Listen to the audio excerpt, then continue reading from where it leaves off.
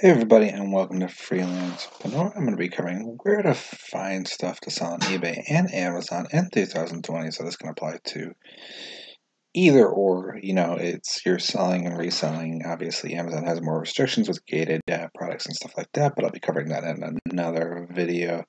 If you want to check out the channel and subscribe, I got a lot of different segments here from Freelance Fast Cash, YouTube channel ideas, and digital tips and tricks, apps that pay you money, and different tool reviews, and a whole lot of variety here that you can check out. So make sure to subscribe to the channel and comment below your own input on kind of stuff you sell on eBay if you'd like.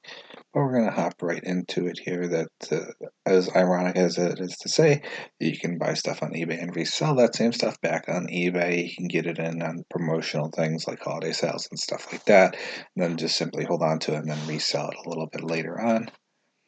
Facebook Marketplace, a lot of people are sort of aware of it, sort of not. I don't know why they wouldn't be as big as Facebook is, but the Facebook Marketplace is like a more modern, safer Craigslist. I find it more reliable than trusting in Craigslist.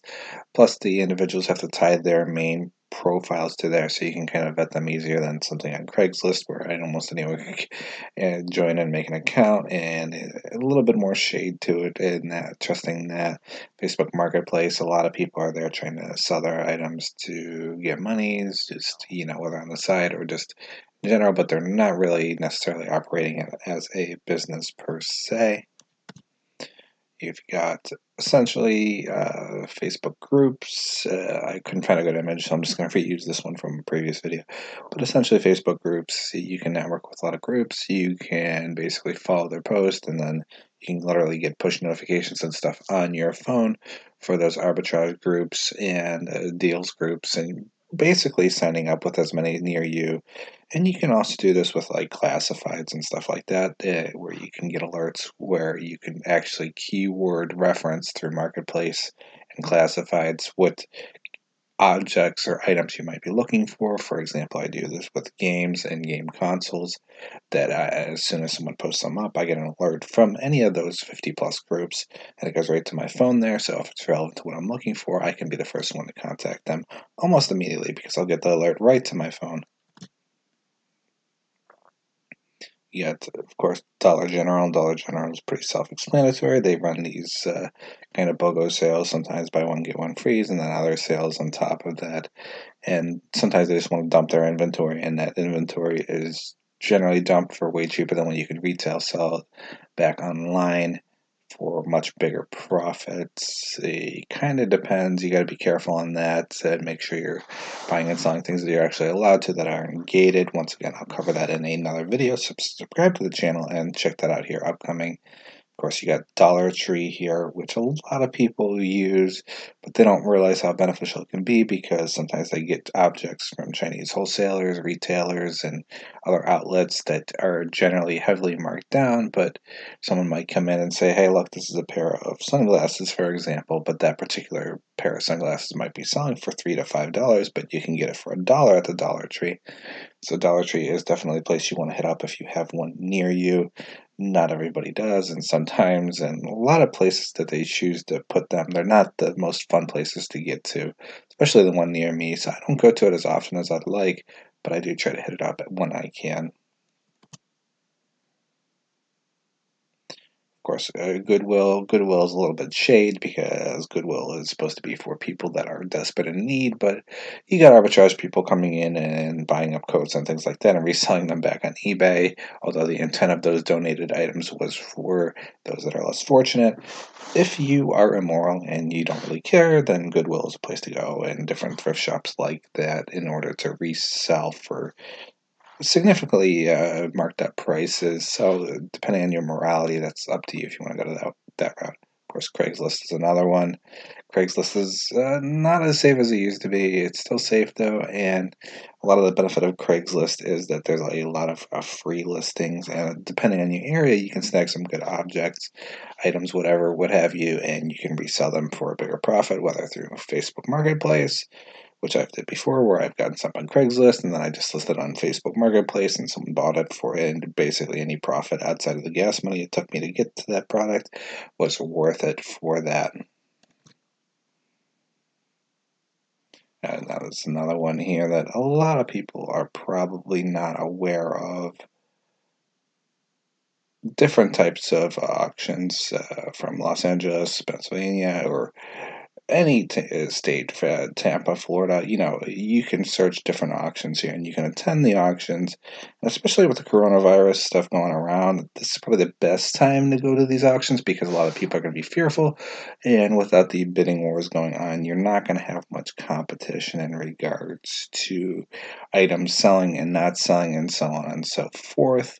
So, it's really depending on you as a person and your timing. So if you pop into these places, you can imagine they're going to be pretty cleared out. So if you have both the combination of bad weather plus people fearful of corona, you can hop in there and get things at a bargain. And without the bidding war, you might get things for 20%, 30% less than what you would expect. And then you can just simply go and resell that back in online, whether through eBay or Amazon. Amazon, you got to be careful with the gated products, though.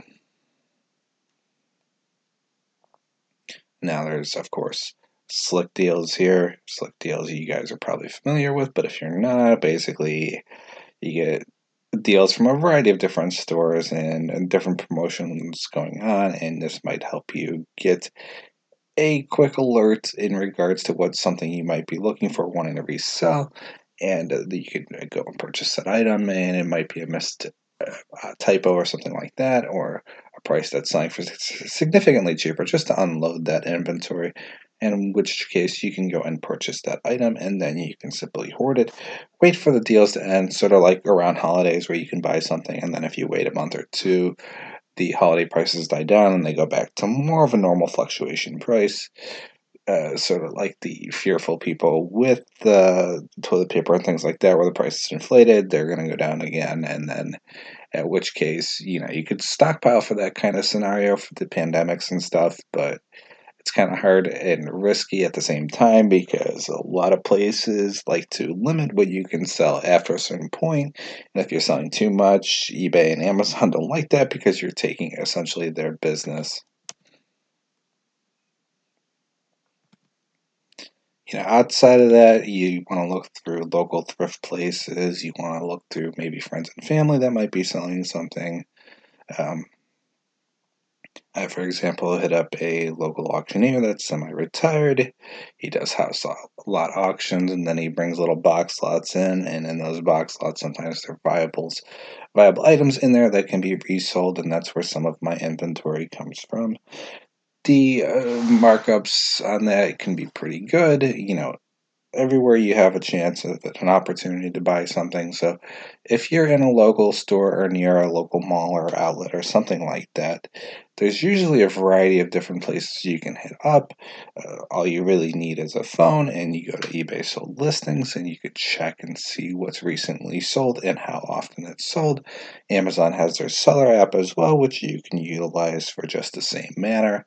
You can see how popular it sells and how viable it is, whether it's gated or not, which means whether you can sell it or not. If you have the proper paperwork for the distributors and stuff like that, you can work around that and you can sell those items much easier. Amazon makes it more of a hassle. eBay is a lot easier to deal with for smaller scale business. If you have a larger scale, you're going to get more exposure through Amazon because they have more of a protocol to keep your listings professional, and basically more of a protocol to limit those more spammy buyers, or spammy sellers rather, so that when you get exposure, you're going to be getting a lot more exposure than you would through eBay, simply because a lot of people aren't going to go through that effort to get listed on that particular item, so you won't have nearly as much competition. Whether these ideas are viable for you, it kind of depends on your area. There are other thrift places and things you can hit up, but ultimately it depends where you're located and how far away that might be for you, and whether the gas money and everything is worth it, and how quickly you can unload said item. The best thing you can do is stick with the smaller items to avoid the heavier shipping costs, and you can test it out that way to see if those are selling well enough for you. I stick mostly with games and DVDs and things like that, and the smaller objects because they are easier to pack and ship rather inexpensively. If you get a bulkier item, make sure you're keeping track of the cost of the shipping, because if you get that wrong, it can be a substantial cost to the buyer that is purchasing said item from you, and that's not going to end well for you, and you can more likely get a potential refund or cost or liability charges, a whole bunch of things that you don't want to really risk. So keep that in mind when you're looking for items on eBay or Amazon into 2020. I think that about covers everything. It's General Dollar Tree, AuctionZip.com, Goodwill, Craigslist, AuctionZip, and all these places, slick deals that